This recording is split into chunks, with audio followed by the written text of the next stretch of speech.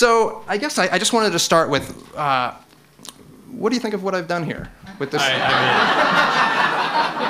I really don't know what to say. It's authentic. Is there anything, I mean, probably not, but is there anything I could do to just spruce up the area? You know, here's what I think about you and your show, to tell you the truth. I think that there's going to be a point where, not very far in the future, that you're going to have to deal with like major lighting designers, and there's going to be architects giving you plans to approve of revolving sets, sort of like what we have on Oprah. You'll be able to give away Pontiacs and things like that if you really feel I think Pontiac has already been given away. You think so? Oh, yes, you're right. Yes, exactly. Actually, right, there's really nothing left to give now, is there? Chrysler might stick it out for another 15 minutes, so you might be able to give away a van or something. One.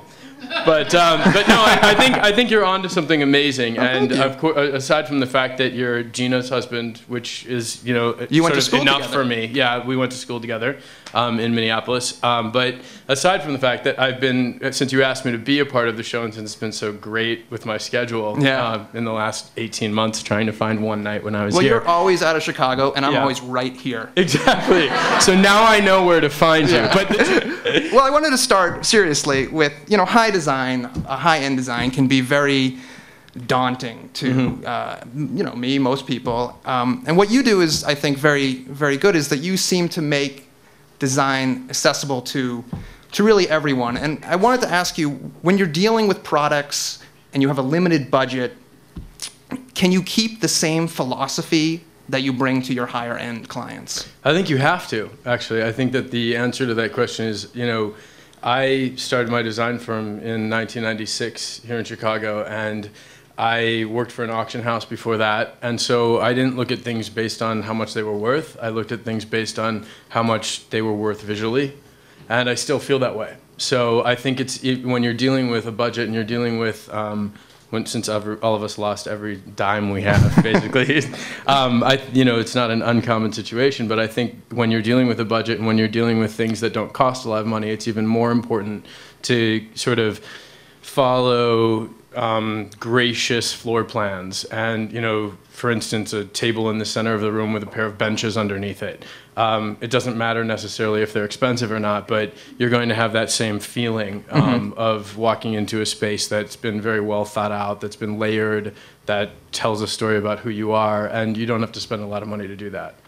Well, I wanted to ask you that. You talked about who the person is. When you get to know a person, how do you, this might be just an impossible question to ask, but to answer. Right, how do you, camera. how do you match a person's personality to their home? It's not an impossible question. It's a great question, and I think it's the goal, because there's nothing more depressing to me than seeing an interior that people have spent thousands, hundreds of thousands, millions of dollars on that doesn't reflect who they are. And so for me, I start asking a lot of questions, and even if I'm on a very limited amount of time, like the makeovers that I do on TV, I still will ask questions that let me understand who someone is, where they're from, what their aspirations are, what colors they wear. Chances are, if they have a favorite sweater or something like that, it's going to end up, there's a reason for that, that they feel comfortable in dressing in certain colors or certain shades or textures, and I'll apply that to the home.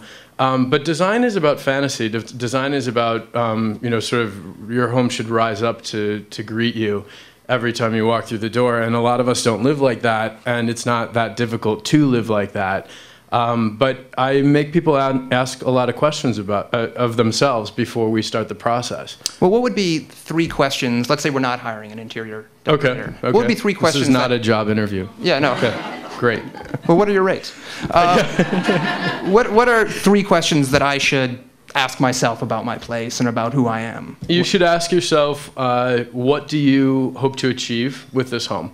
Do you want to create a beautiful space that's incredibly comfortable and quasi-indestructible for you and your children. I want a soundproof area for my children. Right. Yeah. Excellent. We have a program that just whisks children away. It's extremely popular with our clients, especially in New York. That's it.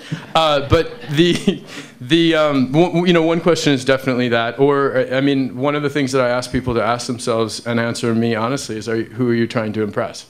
Because I think that that's a huge issue with design. Everyone is sort of concerned with what everybody else has, and they want something really, to show sort of their status and, and that. And I can't really get into that because that to me isn't like a real interior. It's not really reflective of who they are. If they are world travelers and have a collection of old master paintings and, they're bidding at auction all over the world, yes, that's great. That's who they are. If they aspire to that, that's fine too.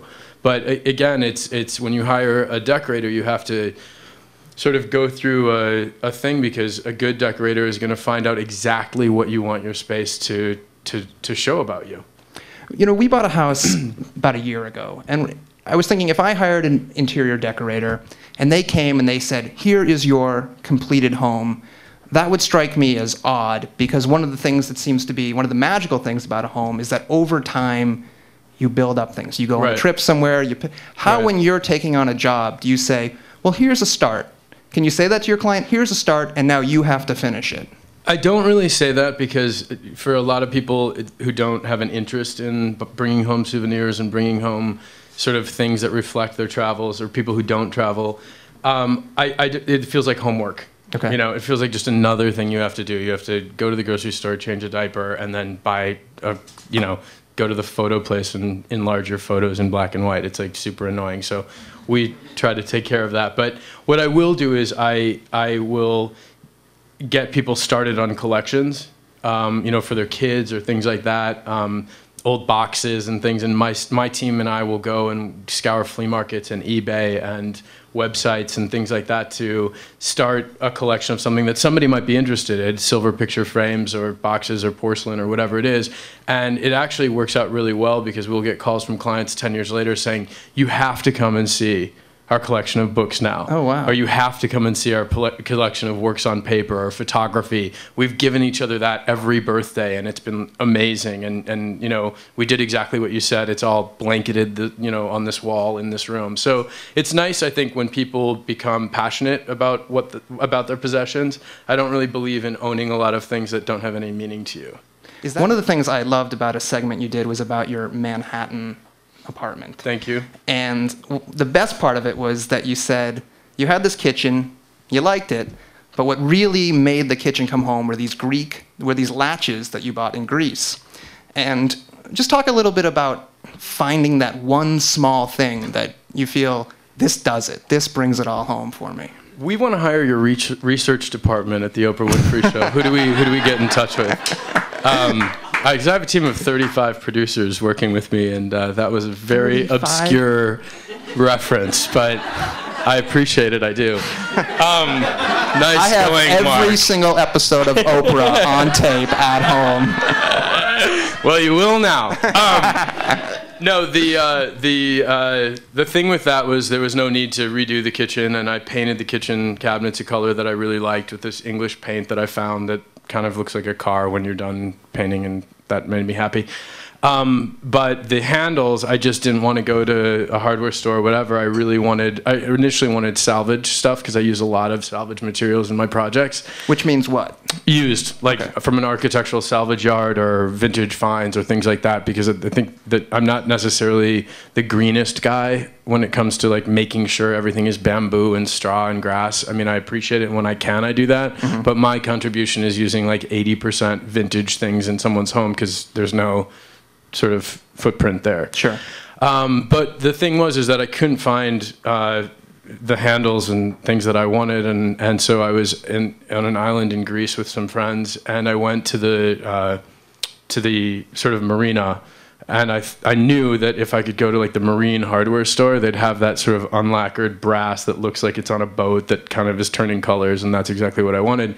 So the guy was sitting on a barrel in a white undershirt that looked like it hadn't been washed for since my bar mitzvah, and it was, and he had like, I think 2 unfiltered cigarettes going at the same time. And my friends were like, you can't talk to him, we're gonna get killed. And I was like, yeah, no, it's totally fine. So I went in and I was like making hand motions for handles, which could appear sort of explicit. Let me see. It was like one of these. Handle. To me, it was super clear. With a screw. Handle with two screws. And he was like literally looking at me like, what? My friend is still going, let's just go, it's completely fine. Like it's in New York City, there's got to be 7 brass handles somewhere, we'll find them. But I wouldn't leave, and finally someone came in that spoke both Greek and English, and he was like, handle! And went and brought them for me, and you know, whenever I grab my coffee cup in the morning or, you know, pour a glass of wine, I think about that experience. So that to me is very sort of central to the whole sort of thought behind design and what your home should do for you, because I think that if you just are walking around with a bunch of new expensive things that don't have meaning, that a decorator picked out for you, that have no frame of reference for you, that make you laugh, you haven't really done a good job.